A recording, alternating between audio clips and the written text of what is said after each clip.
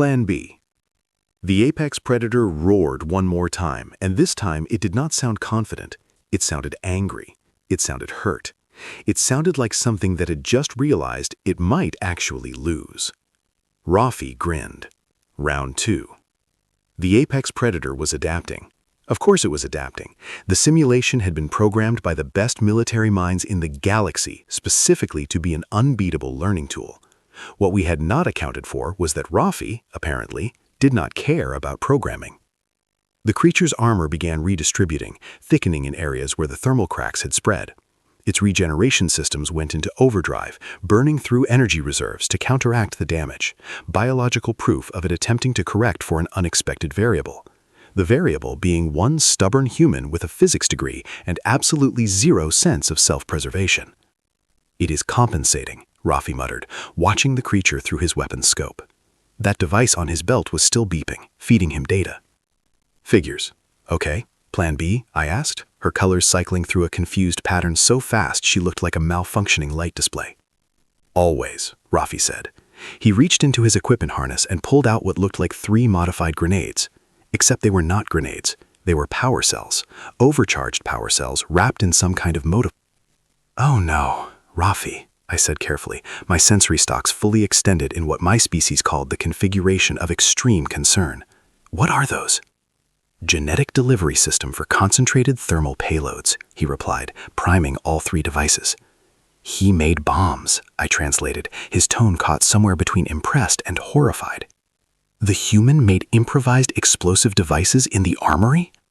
"They are not bombs," Rafi corrected. "Bombs are crude. These are precision thermal shock devices designed to exploit specific weaknesses in regenerative biological systems." "So, bombs?" Saldarin said. "Fancy bombs," Rafi conceded. The apex predator had finished its adaptation and was now moving again, circling Raphael like a predator that had learned caution. Its 6 eyes tracked his every movement, calculating, analyzing. The simulation's artificial intelligence was working overtime, trying to determine what this small human had done to hurt it and how to prevent it from happening again. Up in the observation deck, which I could not see but absolutely knew was there, Commander Vex was probably experiencing several different kinds of cardiac distress. Rafi threw the first device, not at the creature, at the ground between them. The modified power cell hit the swamp water and detonated with a flash of superheated energy. Steam exploded outward in a massive cloud, instantly creating a boiling fog bank that obscured everything. The temperature in the immediate area spiked by at least 40 degrees. "Thermal camouflage," Rafi said, moving immediately to the left while the creature's vision was compromised. Its sensory organs are calibrated for standard temperature ranges. Extreme environmental shifts cause processing delays. He threw the second device to the right. Another explosion, another cloud of superheated steam. The apex predator roared, spinning in confusion as its targeting systems tried to compensate for the sudden thermal chaos. "It is blind," Fiscal whispered, her color shifting to amazed blue. "Not blind," Rafi corrected, circling behind the creature. Different problem, same result. The creature lashed out randomly, claws tearing through vegetation and water, trying to hit anything.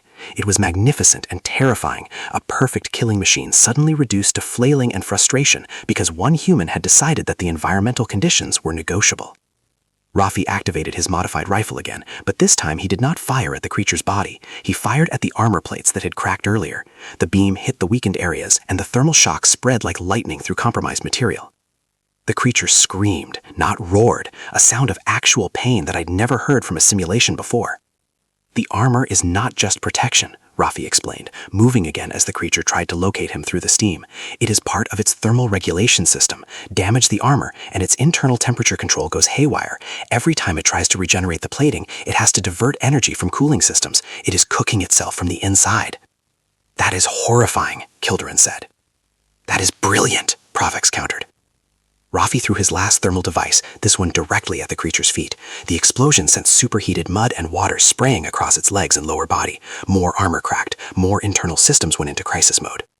"Final shot," Rafi said, his weapon charging with a high-pitched whine that did not sound healthy. He had definitely overclocked that thing beyond recommended specifications. "Or I am going to meet a new rifle or a coffin," I added helpfully. "Optimism," Griffey said. "I like it." He waited. The creature was thrashing now, its movements becoming less coordinated. Its regeneration was burning through energy faster than it could replenish. The steam was clearing, and soon it would locate Rafi again. This had to be timed perfectly. The apex predator's eyes locked onto Rafi. It roared one final time and charged with everything that it left: desperation, fury, and programmed instinct to kill the thing that had hurt it. Rafi did not move. He aimed at the creature's chest, where the largest concentration of cracked armor had formed, where its core systems would be struggling the most to maintain equilibrium. He fired. The beam hit dead center. The energy discharge was so intense that I had to retract my sensory stocks to avoid permanent damage. The sound was like reality tearing. The light was blinding. When my vision cleared, the apex predator was on the ground, not dead. Simulations did not die, but disabled. Completely, utterly disabled. Its armor was shattered, its systems in complete thermal collapse, its programming trying desperately to reboot functions that had been systematically destroyed. Silence fell over the simulation. Then, from speakers we could not see, Commander Vex's voice echoed through the environment. He sounded like someone whose entire worldview had just been violated. Simulation terminated. Cadet, Wright, report to my office immediately. Rafi lowered his weapon, steam rising from the barrel. He looked at the fallen creature, then at us, then shrugged. So, that I passed. Calderon's exoskeleton stress fractures had somehow gotten worse. This A had turned a color that probably did not exist in her species' normal range. Perfect was just staring, his weapon forgotten in his hands. I was laughing. I could not help it. 70 years, 43,000 cadets, 0 successful eliminations, until a human decided the test was more like a suggestion. "You absolute maniac," I said through my translator, which was definitely not designed to convey hysterical laughter. Rafi grinned. "I prefer creative problem solver." The simulation dissolved around us, returning us to the white chamber. Somewhere above us, instructors were having emergency meetings. Somewhere in the Academy database, records were being rewritten. And somewhere, right here, Rafi was absolutely not sorry. Commander Vex's office was designed to be intimidating. Ceilings of crystalline walls that reflect light in disorienting patterns. A desk that looked like it had been carved from a single piece of obsidian. The commander himself sat behind it, all 3 eyes fixed on Rafi with an expression that could have melted all blading. The rest of us had been allowed to attend the debriefing as witnesses. Lucky us. "Explain," Vex said, not asked, commanded. His voice had gone from grinding stones to grinding stones that were personally offended. Rafi stood at ease, hands behind his back, looking completely unbothered by the fact that he had just committed what was essentially academic heresy. "Sir," he said, "you said the creature was unkillable using standard weapons and tactics. I used non-standard weapons and tactics. Seemed pretty straightforward."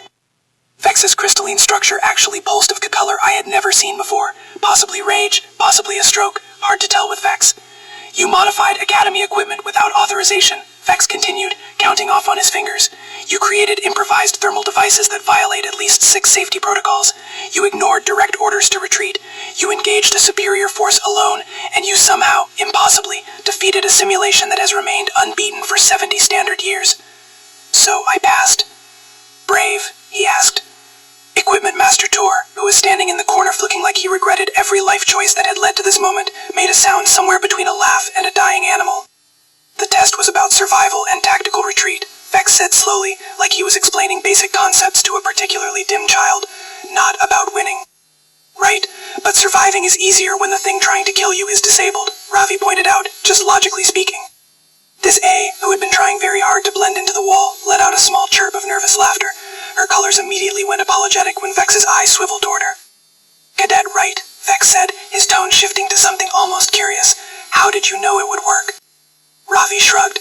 "I did not completely, but you gave us the information we needed during it. You said the creature regenerates by metabolizing energy. Any biological system that burns energy generates heat. Any system that generates heat needs cooling. Armor plating that thick is not just protection, it is a heat sink. Key, compromise the heat sink, force the system into thermal overload, and the regeneration becomes a liability instead of an asset." The room went quiet. Even Gilderin had stopped cracking. "You derived all of that from a 5-minute briefing?" Vex asked. "And about 6 hours of research in the Academy database," Rafi admitted. "Your security, untechnical specifications are pretty good, and your academic papers on theoretical xenobiology are wide open. Found 3 studies on regenerative systems in extreme environments, cross-referenced with thermodynamic principles, did some math, built a weapon. Good for the best." Brevix rumbled something in his native language that the translator rendered as a curt expression of profound respect mixed with concern for someone's sanity. Vex leaned back in his chair, and for a long moment he just stared at Ravi. Then, incredibly, he laughed. It sounded like rocks in a grinder finding something funny, which was deeply unsettling. 70 years, Vex said, shaking his head. 70 years we have run the simulation. Do you know how many species have attempted what you just did? All of them, Ravi guessed. None of them, Vex corrected. Because when we tell other species something is impossible, they believe us. They adapt. They find alternative solutions. They accept reality and work within its constraints. Sounds boring, Ravi said. Vex's laugh became louder. Cadet, right, you pass, obviously, with the highest marks ever recorded on this examination. Congratulations. You have also successfully forced us to completely redesign a 70-year-old training protocol, because apparently humans cannot be trusted to follow simple instructions like, do not try and kill a simulation monster. To be fair, sir, Ravi said, you never actually ordered us not to kill it. You just said it could not be done. Semantics, Vex muttered. Important semantics, Ravi countered. I watched this exchange with fascination. This was it. This was why humans were simultaneously the most valuable and most frustrating species in the